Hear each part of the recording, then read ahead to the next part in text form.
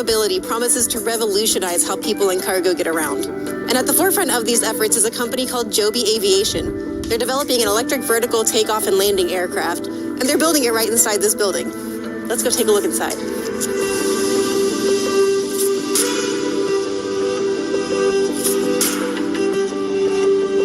Today we're visiting Joby's pilot production facility in Marina, California. This is where Joby is building its first production-conforming evTol aircraft, several of which it will deliver to the U.S. Air Force. Joby plans to have its aircraft FAA certified for commercial air taxi operations by 2025. So my name is Papadopoulos, and I effectively lead the aircraft side of the Joby organization. So that means the design, the manufacturing, and all of the supporting infrastructure such as supply chain, quality, and so on. And excited to walk you around today to see all the cool things that we're working on. The site here is what we call the pilot plant or pilot manufacturing site. It's effectively where we are going to develop our manufacturing process and produce the initial production airplanes from here. So we will be building tens of airplanes from this site. The building we're in here is really focused on all of the composite manufacturing. So any composite part on the aircraft is really manufactured here before they move into the assembly side of the manufacturing plant. We make composite parts in primarily two methods. One of them is more conventional hand layup, like you're seeing on this side. And then the other one is using advanced fiber placement machines. So generally speaking, for larger parts, we will use the EFP machines to build parts such as the wing skin, for example, or the tail or wing spars. Those are much larger parts, and we can benefit from the repeatability of automation, the faster pace of automation, to where we can build maybe 10, 20 times faster than what we might be able to do with a more hand layup conventional methodology. Once we've gone through, let's say, the AFP machines and built the composite part, one of the things we have to go through next is going into this autoclave machine. This is our largest machine, so you can effectively put a full wing in it, as well as some additional parts, and then cure the product, after which we can then ship it from here all the way up to the inspection phases, and then into the assembly where we start putting all these parts together.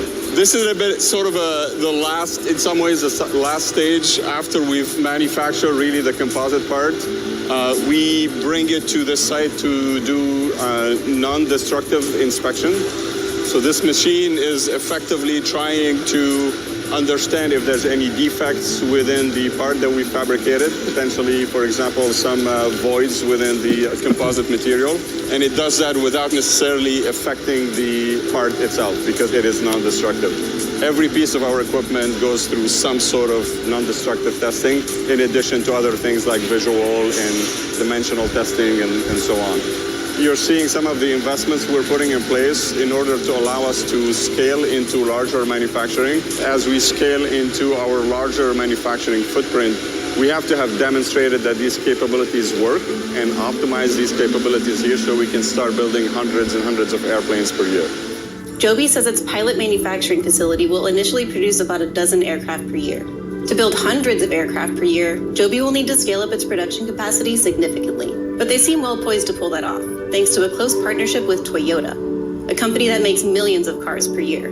What is Joby's relationship with Toyota? Yeah, so Toyota is a partner, a collaborator. They're also an investor, and they're also a supplier. So Toyota supplies part of the components that go into our equipment. They also collaborate with us on designs.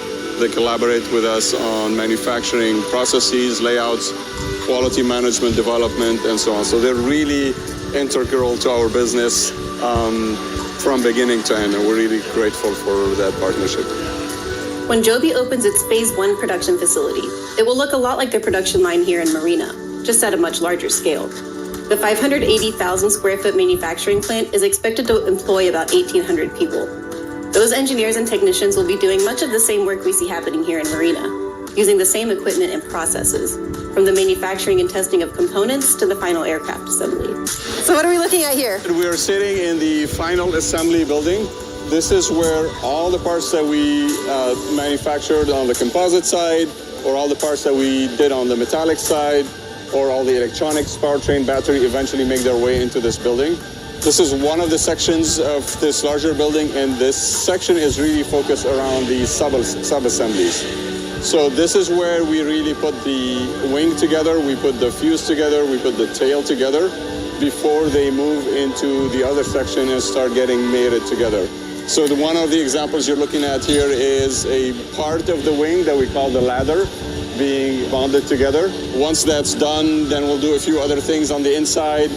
Then we'll take the top and bottom skin, bond them to the wing, and then it's ready to go. This is the section where after we complete the sub-assemblies, so let's say the wing or the fuse or the tail, and obviously you can see the wing here, we deliver it here, and the team now starts completing it in terms of installing some of the electronics in it, as an example, and some of the additional additions like control surfaces and so on. So this is sort of almost the final stage. There's one more stage after this one before the aircraft rolls out. So the propulsion unit and the batteries, are those at the next stage, or does that happen here? Yeah, so at the next stage, which we won't go and take a look at right now, is where effectively once we have mated the wing, fuse, and landing gear together, this is where we do the last installation. So we'll be putting things like the avionics flight deck, we'll put the propulsion unit, and we'll put the propeller assembly as well. We'll do all the final checks, and then we can roll out the aircraft and deliver it to the flight test team. Joby does its flight testing right here outside the pilot production line in Marina. This is also where it will do flight testing for its FAA type certification program. Joby might make some minor tweaks to the aircraft before it builds the FAA conforming version it will use for those tests. But the aircraft coming off the production line today are essentially what the company intends to certify in 2025. My name is Bonnie Simi, and I'm head of air operations and people. That means basically overseeing the airline side of Joby, as well as HR. So our aircraft here is 4 passengers and 1 pilot, and we'll be using it in basically as aerial ride sharing. So think of it as Tesla and Uber in the air. It's a way of thinking of it. So you'll call up on our app that you want to go from point A to point B. The car would pick you up, bring you to our vertiport, and then would take you to wherever your destination is. Our aircraft, as you can see, it has 6 propulsion units. And each one of those propulsion units has 2 motors and is sourced by 2 different batteries. So the level of redundancy compared to, say, a helicopter, which has 1 rotor and a tail rotor, or even an aircraft that might have 2 engines or 1 engine, ours has 6. So that level of redundancy automatically makes it much safer. We also are electric. So as an electric aircraft, there's far fewer moving parts, which helps with maintenance, but also with safety.